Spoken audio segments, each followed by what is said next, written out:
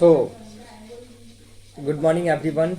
Good morning class 7th. We are in chapter 8 and today I am going to start this chapter physical and chemical changes. Okay, so this is chapter number 8. Let us start. So today is the first day of this chapter with very first topic physical and chemical changes. You have read about the physical and chemical changes in previous classes. A change is said to be physical or chemical depending upon whether the new substance are formed or not. Okay. So if new substance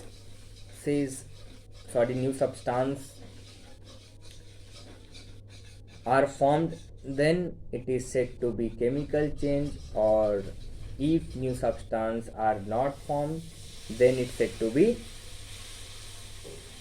physical change. In a physical change, a substance undergoes changes only its physical properties such as shape, size, color, state, and no new substances are formed. I repeat, those changes in which the substance undergoes changes only its physical properties such as shape, size, color, state, and no new substance is going to produce, okay, or going to form, are said to be physical change. Okay, example: freezing of water, melting of wax, tearing of paper, boiling of water to form steam, and some of these are reversible changes, whereas other are irreversible changes. So some physical changes are reversible and some are irreversible, and so it is all about changes in which a substance undergo only their physical change, like shape, size, color, state. Okay, no new substance is going to form, is said to be physical change. Okay, now let us move to another change, which is a chemical change. A chemical change occur when two substances react chemically. I repeat, a chemical change occur when two substances react chemically to form new substances with different chemical properties. A chemical change is also called a chemical reaction. Original substances participating in a chemical reaction are called as the reactants, and the new substances formed are called product. So I repeat, those type of changes in which two substances react chemically to form a new substance, and whatever the substance participate in chemical reaction are said to be reactant, and whatever the substance formed after chemical reaction are said to be product. Okay, during a chemical change, the molecules of the reactants undergo change to form molecules of product. Whatever the molecules of reactants are there, after chemical change, it will convert into molecule of product. Thus, during a chemical reaction, substances undergo chemical transformation to form new substances.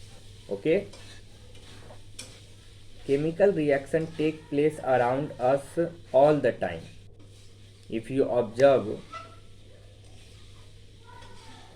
in our surrounding, all physical chemical changes are going.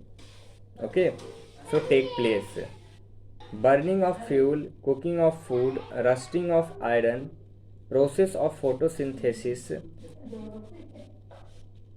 digestion of food are all processes where chemical reactions take place, and the reacting substance are chemically transformed into new substance. So burning of fuel, cooking of food, rusting of iron, process of photosynthesis, digestion of food, these all are the example of chemical reaction. These all are the example of chemical reaction. Okay, now let us move to another paragraph.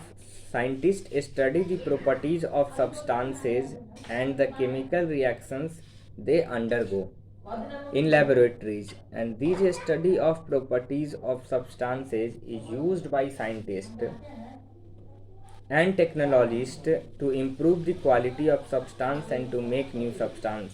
Okay, so scientists study the property of substances and chemical reaction they undergo in laboratories, and this study of the properties of substances is used by scientists and technologists, okay, to improve the quality of new substance, okay, making of new substance. For example, a wide range of plastics are useful in our daily life. We know that plastic is very harmful for our environment, but when you see substances around you, they all are not all, maximum things are made up of plastics. Okay, and medicines are also made by a series of chemical reactions, and a study of rusting of iron has led to development of several methods of preventing rusting. Okay, so it is all about the study of rusting of iron has led to be the development of several methods of the preventing rusting. How to prevent from coronavirus, or how to prevent from rusting of iron. To know how to prevent from things, you need to study about that thing first. Okay, means if you want to find out the prevention of rusting, you need to understand more and more understand about rusting. Okay, so scientists first focus on the process of rusting, and then after they implement the methods of prevention. Okay, so this is all about physical change and chemical change. Okay, in next lecture we will discuss more about chemical changes and rusting of iron, prevention of rusting, and characteristics of chemical reaction. Okay, please read this chapter carefully, and make sure whatever the homeworks we are giving you on website, please do and submit your copies, okay, in school. Okay, thank you.